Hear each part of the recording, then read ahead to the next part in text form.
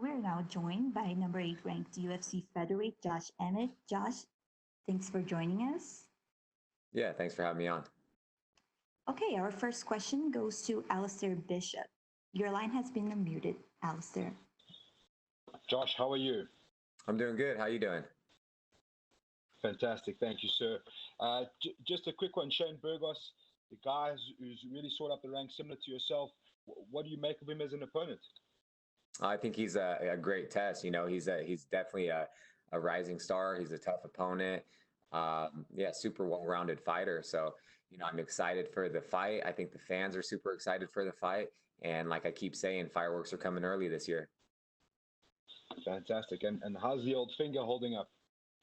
It's doing good, man. That was a little over 4 years ago. So, the knuckle's still a little swollen. Can't wear my wedding ring. I can't bend it all the way, but just like anything, I adapted to it, and it doesn't give me any problem. I just hope that never happens again.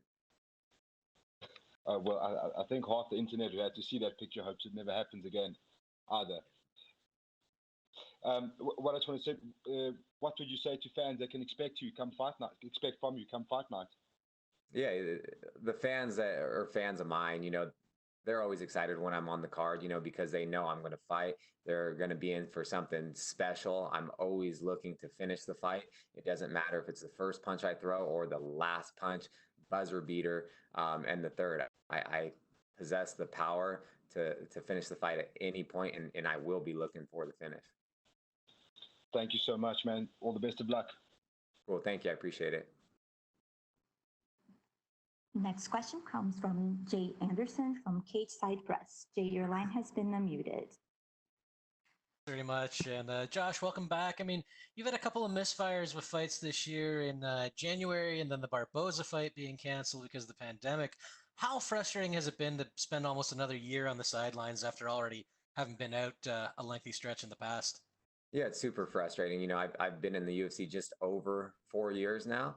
I've been sidelined over 2 years of that. I want to stay as active as possible, but it is kind of a blessing in disguise that I got injured with the Allen fight because I was going to fight out my contract, and who knows where I'd be at this point with the pandemic. As far as the Barboza fight goes, it wasn't really a thing. It was mentioned, but I wasn't going to be there because I wasn't asked, or I didn't get a bout agreement or anything like that. But, I've been training hard during this whole time. I feel like, I'm really coming into my own. And, even with age and getting into this sport later than most, I feel like I have a really good 4 or 5 years, possibly even longer, but I feel like I have a few years to make a run at that title. And I feel like this is my time. And, I'm hungrier, and I'm a hungry fighter. I hear about these people talking about all these hungry fighters and stuff like that. I'm one of the most hungry fighters. I just don't get the chances, the opportunities that everyone else is. But hey, I've never said no to a fight. Anytime they call me, they already know my answer. And it's been about a month since we learned about the fight with Shane. How much of a camp have you had? Because obviously, like I said, there were other fights. I don't know if you've been in and out of camp or if you stayed going the whole time. And what's it looked like with the pandemic and the social gathering restrictions? Yeah, it's definitely tough. It was a 4-week notice, so I had a hard 3 weeks, and then I come out to Vegas and start the fun part, the weight cut. So it's sooner than I would have liked, but especially being from Sacramento and California with our governor and everything, we're just the shelter in place, and the quarantine is pretty strict. So there's still some counties, I think they just lifted the ban. So it has been tough. Our gym's been closed the whole time. I'm just fortunate enough that, I have a little setup in my garage, with a treadmill and bags. So I've been getting workouts there. And then I was just doing one-on-ones with, my boxing coach, Joey Rodriguez, Danny Castillo, Chris Holdsworth, my strength coach, Darren Draven, and really just working on myself, doing individualized things. And I feel like I grew a lot from the quarantine and during this time, and I feel a lot better than I typically do as well. So if I can go in there and perform the way I believe I'm going to Saturday night, this could be a new norm. My biggest thing was when this all started back in mid-March. I was like, I'm going I'm going to come out better, then I went into the quarantine, and that's exactly what I did. I didn't make any excuses to, not fight. I worked my ass off, and it's going to show Saturday night. What do you think of the UFC Apex? You've both got the lack of a crowd there, and you've also got the smaller cage, which a lot of people have been talking about. How do you think that comes into play in this fight? Yeah, I think it benefits me. It's going to be a little odd. I've got to go on the Ultimate Fighter and help coach a season when Faber and McGregor were the coaches. So I know exactly what it's like on the outside. But being a competitor and actually being in the fight, it's a fight. I'm going to be focused. I'm super coachable. I hear my coaches. I hear my opponents' coaches all the time. I can even hear some of my high school and college coaches that still come to my fights. I can hear them in the crowd. Just so it's not going to affect me at all. In the small cage, West Coast Fighting Championship, where I came from on the regional scene, I was their lightweight champion. That is a small cage. It was like a 20-foot cage or something like that. So it's like you take a step or two, you're in the center. It's like fighting in a phone booth. It forces you to fight. And I had some amazing, exciting fights there. And we also train in a 20-foot cage at, Team Alpha Male headquarters. So it's like during this whole thing, we've had our small group that we've been drilling in there. We've been sparring in there. We have just our coaches. So I think we have the advantage going into this fight just because, I'm a cerebral fighter too. I've been visualizing all this. That's one thing that it's not going to affect me at all. As soon as the bell rings, I'll be ready to rock. And last one for me, you've said going into this that you need more, or that you deserve more attention. What is the key to getting it? Is it just going out and getting the finish, or do you need to go, above and beyond, show more of your personality, do, the talking route that we see some guys do?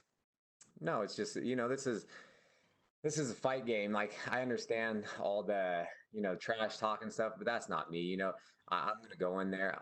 I'm going to look to finish the fight. I'm exciting every time I fight, whatever I'm doing, So I feel like, a big win Saturday night and I make another statement. I feel like, then I'll get that push I deserve. I want someone in front of me this time instead of trying to be the gatekeeper and fighting all these prospects and all these vets and all these guys that are behind me. I want someone towards the top, but that means absolutely nothing. I just have to obviously beat a tough opponent that's standing in front of me on Saturday night, and I get my hand raised, and we'll sit back and kind of see what happens, and then go from there. But no, I'm not going to create some character. I didn't go to acting school or anything like that. I'm here to fight, and that's what I do. Fair enough. Well, looking forward to Saturday. Best of luck. Thank you. I appreciate it. Our next question comes from Mike Bond from USA Today Sports. Mike, your line has been unmuted. Hey, Josh. Just want to clarify something you said a little bit earlier there about potentially going into the pandemic, like finishing your contract and stuff. Is this the last fight on your current contract? No, I actually, with the Burgos fight, we were able to ink a new 4-fight deal, so that I'm happy with, and yeah, so I have a new set of contract. Very nice. So was that something that you were kind of mulling over? Was there any consideration of fighting it out and maybe seeing what you were kind of worth on the open market? That's what I was going to do in January. That's for sure.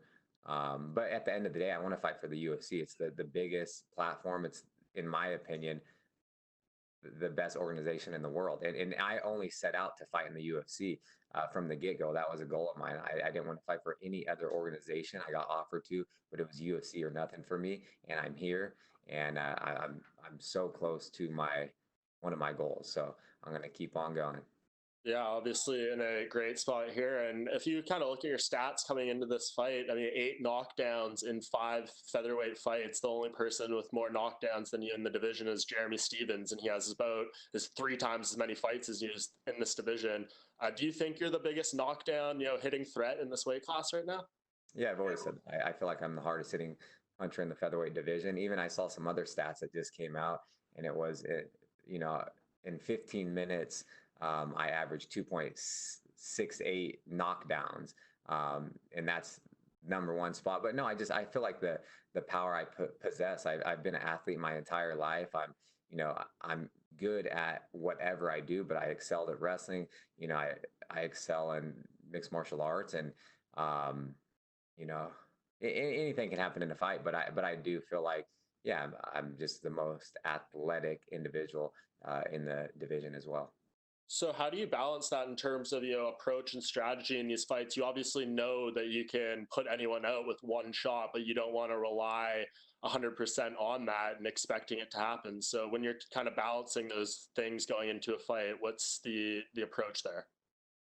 Just sticking to my game plan. Like I feel like I come from one of the best teams in the world for the lighter weights. I work with some of the best coaches in the world, and if I can just stick to a game plan, I can be 100% on, not make any mistakes in this 15 minutes. And the best me shows up Saturday night. No one in the world can beat me. Awesome. And just last thing before I let you go here, we do have a featherweight title fight coming up here in just a few weeks. How do you think it goes down between Volkanovski and Holloway in their rematch? Man, it's I was saying all along, I think, like, obviously Max is he was a phenomenal champion. He's they're saying he was the GOAT, and then Volkanovski comes in, and every time he fights, he does better and better. But I think stylistically, I was saying Volkanovski was going to win from the get-go, just because stylistically, I don't think that's a great matchup for Max. Don't get me wrong, anything can happen. I always say that in a fight, especially when they're standing, it's 50-50. But I think it's going to be the same outcome. Yeah, just from a stylistically point of view. Awesome. Thanks, Josh. Appreciate you. Have a good one. That's all we have for you today, Josh. Thank you. Okay, cool. Thank you.